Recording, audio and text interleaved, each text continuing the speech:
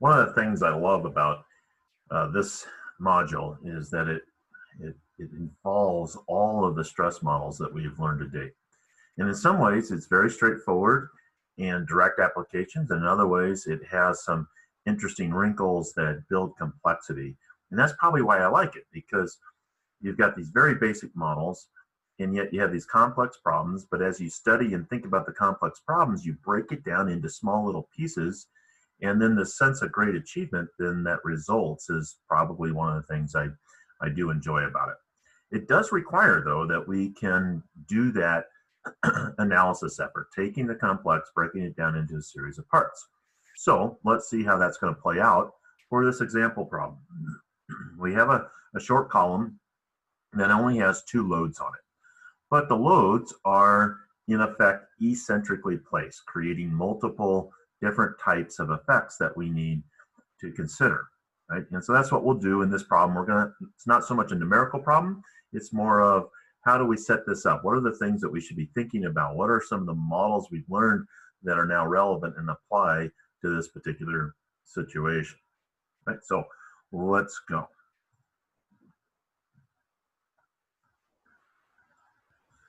So we have this short column here with this offset axial load. So already we're starting to think about 2 things, right? We've got the axial stress model, plus though we have to deal with the fact that it's not through the longitudinal axis of the member, the centroidal axis of the member, which is a steel wide flange shape. And then we have this lateral load that's imposed on the column as well, which is probably going to create some sort of bending and shear effects overall, right? So only 2 loads that are going to create multiple effects. And we're asked to take a look at developing what the resultant forces are and identify the stress models that we're going to need at 2 locations on the cross section. One of them is at the centroid and the other is at the web flange interface. And then we're going to draw the resulting stress blocks, at least from a conceptual perspective. We will put a few numbers on here, but not a lot, right? Because right now we just want to sort of focus on the setup to the problem. Right, so the first thing let's do is to identify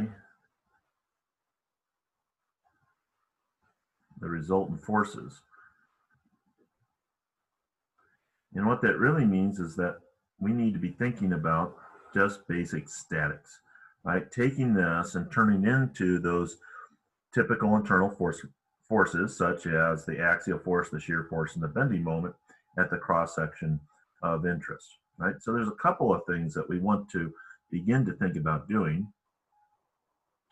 I'm going to more simply represent the cross section like so, right? And one of the things I want to do, in addition to just having this lateral load being right there, there's your 20 kips, is I want to move this 90 kips over to the centroid, because if it's at the centroid, I know how to get sigma, and that's just sigma equals P over A. So if I do that, that's fine. There's your 90 kips, but what we're missing is the bending moment effect of this. And so that moment that's there is just going to be equal to the force times the distance, so 90 kips times that eccentric distance E. Right, we're not given a numerical value for that one, so we can't really go any further in terms of a number, but note that that wants to bend this overall on this page in a clockwise kind of fashion. Right, so that's a key part. Now, down here at the bottom then, where I did the squiggly line, I probably should have just drawn that as a nice good straight line, doing a cut right here at 24 inches below the 20 kips. We can then go and take a look at the overall effect here. We'll have an axial force, N, which is relatively trivial. Sum of forces in the vertical direction here makes it very clear that that's just a simple 90 kips. It is going to be in compression. We're going to have a equilibrating shear force, And again, very, very simple here. So the force is laterally, and so that will end up being 20 kips. And then we're going to have a bending moment. Now, we don't know what's going to happen with the net moment here. We got one duking it out with the other. And we do have a moment arm for the 20 kip load. And it's 24 inches. And that looks like a big number, right? 24 inches times 20, when we sum moments down here, that would actually be point B. And this would be 90 times E. Well, 90 times E, this E value, well, this turns out, if you go back to the original problem statement, this was a W8 by something, I think 28.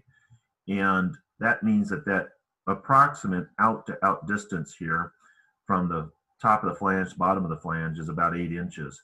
So that being a doubly symmetric cross-section, then if this 90 kips is right here somewhere at centered on the flange, then that E value is only about 4 inches, slightly less.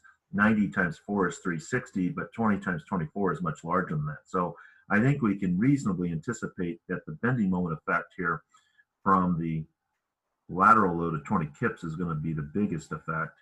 And so this restoring moment down here at the bottom, this internal bending moment, M, well, we got too many M's running around here. So let's call this M sub P coming from the axial force, and then this is just the bending moment here at this particular cross section.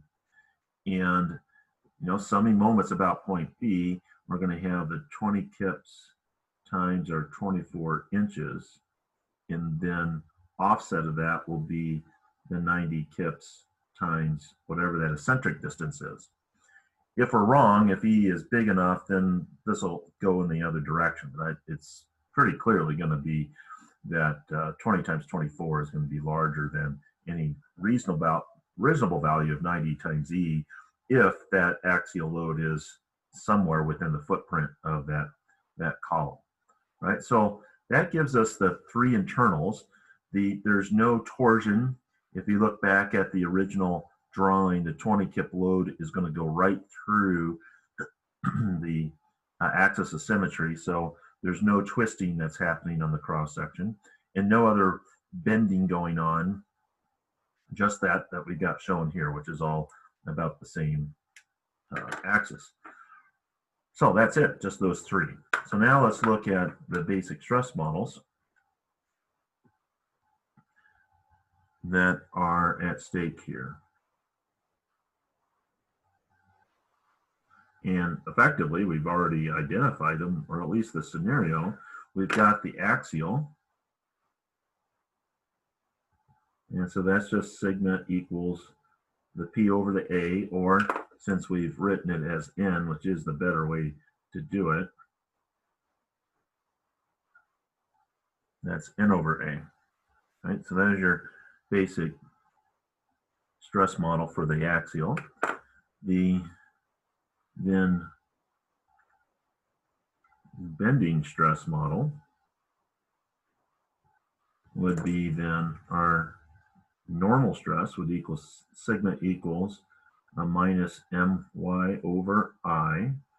The usage of the minus is really something you just got to be a little bit careful about here, and we'll talk about that also in just a little bit. And then you've got the shear stress model that's associated with bending, and that one would be tau equal to VQ over IB. There's your three basic stress models, one for each of the internal force effects. And we have to identify, of course, those correctly. And then let's look at what those stress blocks would look like. Right now, what we mean by stress blocks are coming in and drawing a little tiny block like that at the two locations, and coming up with the normal and the shear stresses on that stress block. To get there, we got to think about what's happening with each one of these. And so let's do that, there's the bottom of the member here. And of course, this is just the uniaxial stress situation. We're in pure compression. And so there's your sigma axial. And then we've got our bending. And so I'm just going to put these side by side for now.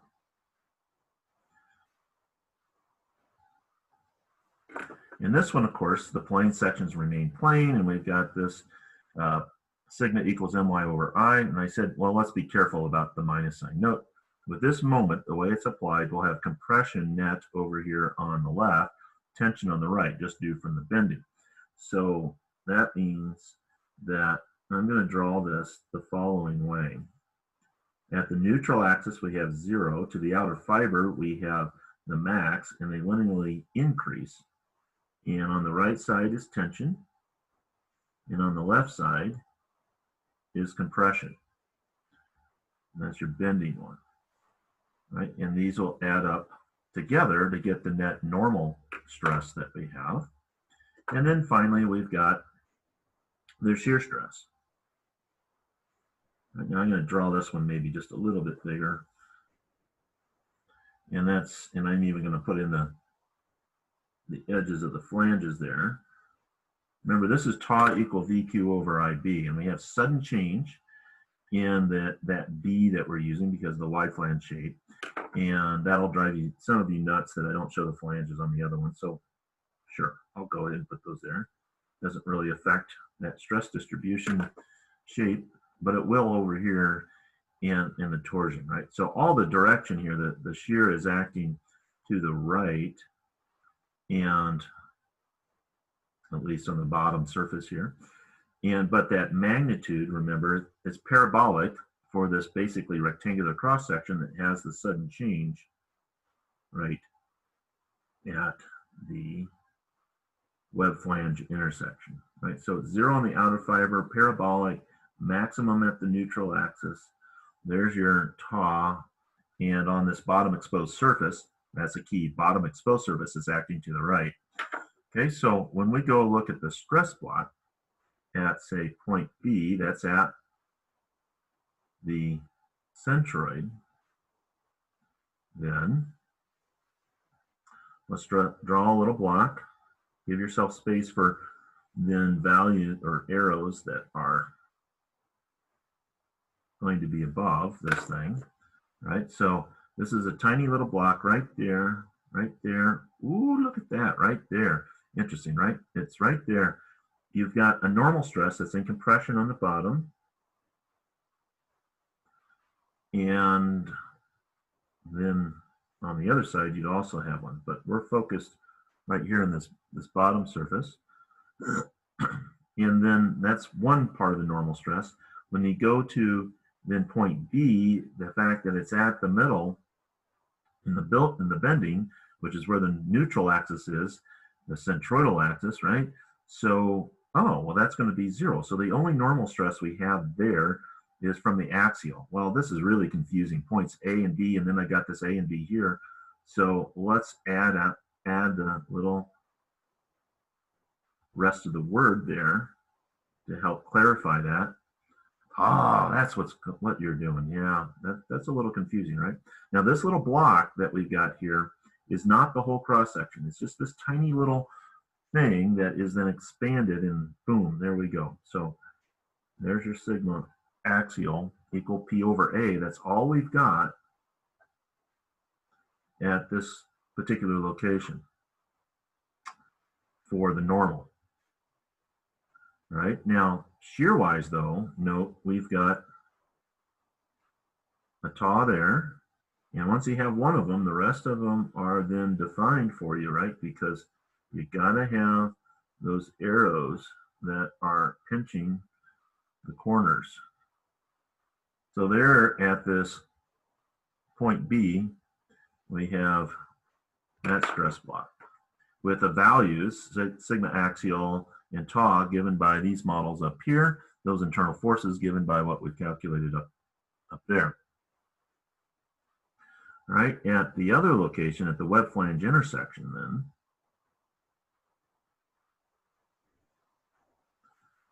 and we draw our stress plot. And now we're going right here, expanding that little guy, bam, into this one. And this time, we've got still the axial compression,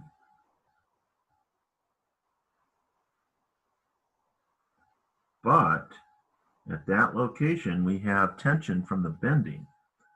So that's going in the opposite direction.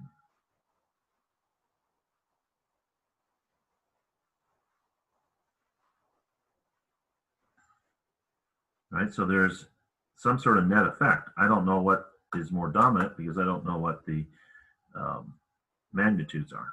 And then we have torsion, not torsion, we have transverse shear.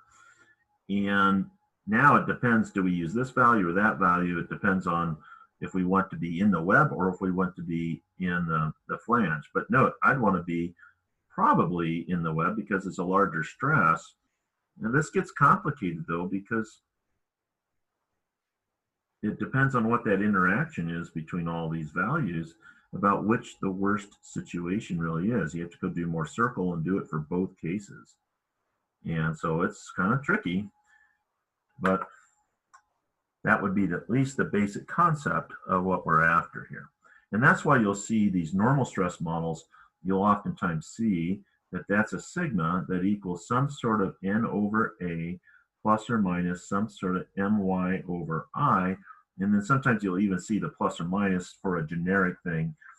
Here it would be clearly compression, and then we have a tension. So if you wanted to designate compression as negative and tension as positive, in this case, that would be then therefore a minus and then a plus for the tension, and how you would add those up and see what you get for a net.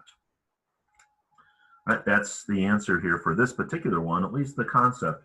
You still have to go and apply the basic things you learned how to do, boom, boom, boom, for those three to get those values. And then you can start to look at the stress transformation equations or more circle to find the absolute maximum normal and shear stress at that particular location. A lot of work, isn't it?